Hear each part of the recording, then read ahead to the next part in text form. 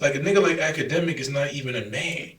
Like it's not, and then it's not even to disrespect you. There's nothing that you've done with your platform or your life that's elevated nothing. You've only led to destruction and degradation of this culture. These babies is.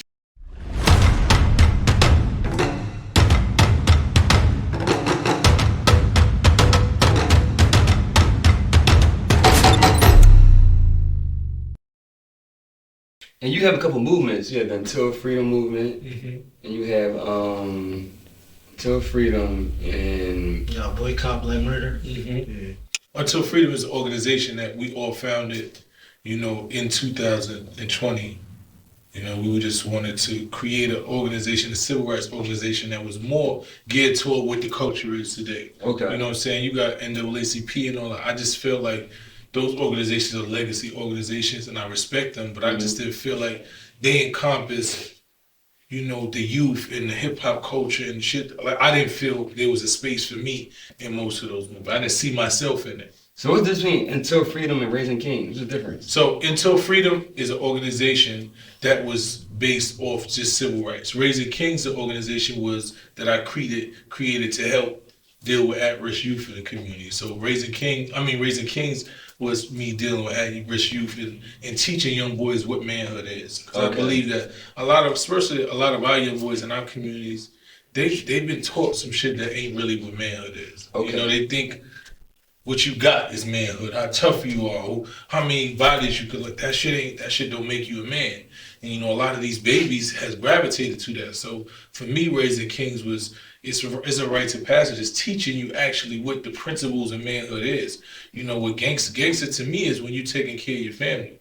Gangster to me is when your community is safe because you're there. Gangster to me is when the woman and the kids know they're going to school safe when they see you out in the corner. They ain't ducking and hiding and none of that shit. So none of that shit that we was taught none of that shit was real. No, you real. I remember you was arguing either 6ix9ine or Akademiks. You said, you was like, man, for me it's integrity. He's like, for me it's integrity and character. Fuck your money.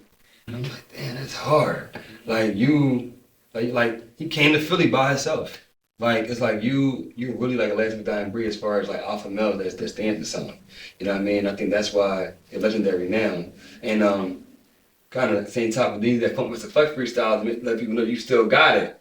And I'm like, how you feel about that freestyle? That one is like. I mean, it was a reason. You know what I'm saying? Because I understand to grab the youth, you got to speak the language of the culture.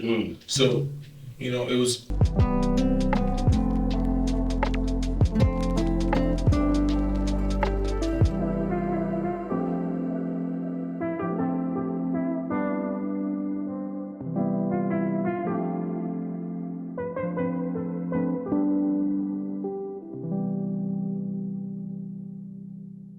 I sat there and I said, all right, I know what I want to do. I know ultimately my purpose is to make sure I save these babies and shift the culture and watch men grow into men.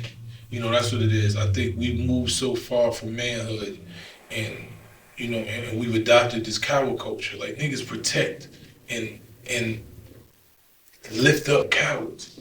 Like some of these niggas that niggas is interviewing they giving platforms to, like, these niggas ain't even men. They don't, like a nigga like Akademiks is not even a man.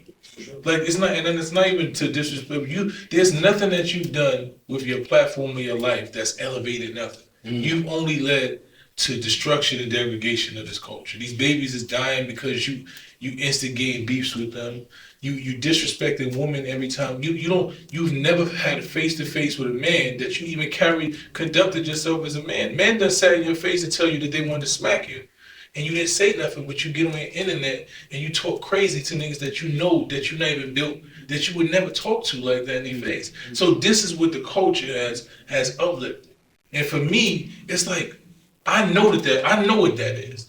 You know what I'm saying? So when these babies is watching you and they feel like, well, he winning, he getting millions of dollars, he this and that, so it must be right, because that's what we do. We gravitate, we follow the trend. If that's what is cool, if it's cool for niggas to glorify rap, it's cool for niggas to glorify niggas that don't got no character, no nothing, just because they on the internet, then you watch these babies gonna follow suit, and they gonna say, "Well, he got money though," because that's all they gonna say. He got money though. Well, this and that. 6ix9ine can sit up there and make every excuse in the world for why he was too weak to deal with the consequences of his own activities. So he want to see another nigga deal with it, and people say, "Well, it makes sense to me." And of course, it makes sense to you. Of course, everybody want to go home to their baby, but you didn't think about that shit. You don't think about the babies that you stopping other niggas from going home to, right? You don't give a fuck about that, right? Because you too weak to deal with your own consequences. You know what I'm saying? So that's what we are, and that's the shit that's being pushed in this culture now. And for me, that's what I'm all anti that.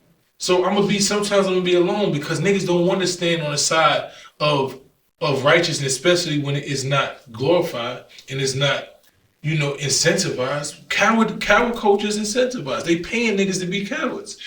They paying niggas to get on the internet and say the most dumbest shit, the most lamest shit, the shit that they know is gonna lead these kids to the graveyard or to jail.